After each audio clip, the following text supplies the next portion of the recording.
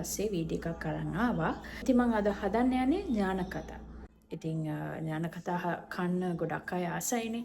මම දැන් තෝරගත්තේ අනෝමස් kitchen YouTube channel එකේ රෙසිපි එක. මේ රෙසිපි එක හරිම ලේසි හදන්න ඕන කෙනෙක්ට හදන්න පුළුවන්. oven එකක් තියෙනවා නම් අනිවාර්යෙන් හදලා බලන්න පුළුවන්. මේ වගේ පාර්ච්මන්ට් පේපර් එකක් දාලාම රෙඩි කරගෙන තියෙන්නේ. මේ oven එක ප්‍රීහීට් කරනවා ෆැරන්හයිට් 350ට. මේ තියෙන අපිට ඕන කරන දේවල් බටර් ග්‍රෑම් 50යි, සීනි ග්‍රෑම් 120යි, පාන් පිටි ග්‍රෑම් 225යි. මේකට බේකින් පවුඩර් දාලා තියෙනවා 1.3 කාලක්. එතකොට අපිට එක බිත්තරයක් ඕනේ. වැනිලා තේ හැන්දයි. මම මෙතන සීනි අරගෙන තියෙනවා අපේ ඥාන කතායේ ඩෝ එක කෝටින් කරගන්න. මම මීට එක පාවිච්චි කරන්නේ නැහැ හදන්න. ඉතින් මම හදන්න try කරනවා මේකෙන්. මම මෙහෙම හදලා නැහැ. අපි බලමු මේ විදිහට හදලා කලින් වගේම හොඳට එයිද කියලා.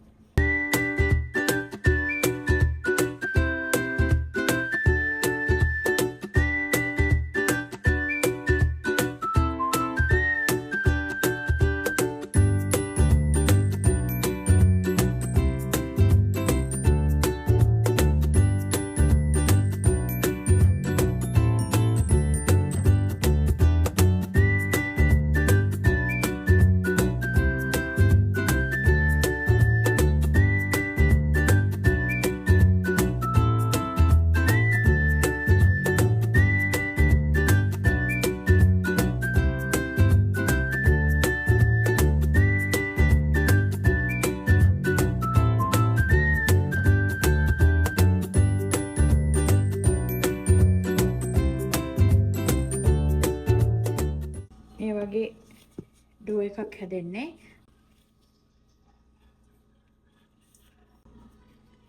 ඊපස්සේ මේක මෙහෙම පොඩ්ඩක්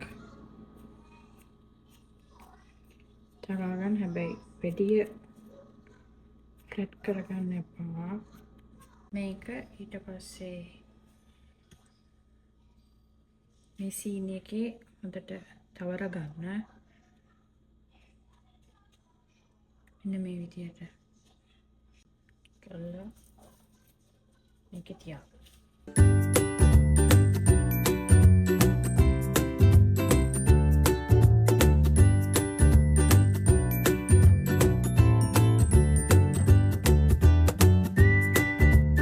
මෙදා පාර මං හදපු ඥාන කතා පොඩි. මං ගිය පාර ඊට වඩා ටිකක් ලොකුට ගත්තේ. ඉතින් මට ඒ ටයිම් එක හරියටම විනාඩි 25ක් ගියා. සමහර වෙලාවට අවන් වලින් අවන් වලට ටයිම් එක චුට්ටක් වෙනස් වෙන්න පුළුවන්. අද මම හැදුවේ පොඩි ඒවා නිසා සමහරක් විට ඉක්මනින් බේක් වෙන්න පුළුවන්. 25 දැම්මොත් වැඩි වෙන්න පුළුවන්. ඒකින්ද මං කෝකටත් විනාඩි 20ක් දාලා බැලුවා.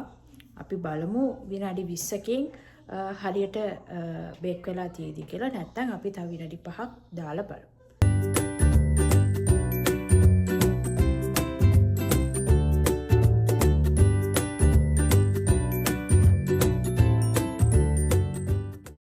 මේ තියෙන්නේ විනාඩි 20කින් හැදුණු ඥාන කතා ටික.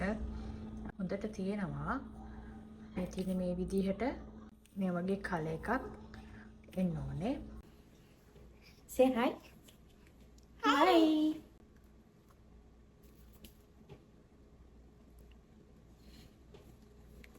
ඇයිදි මේ වගේ වලට ගොඩක් ආසයි.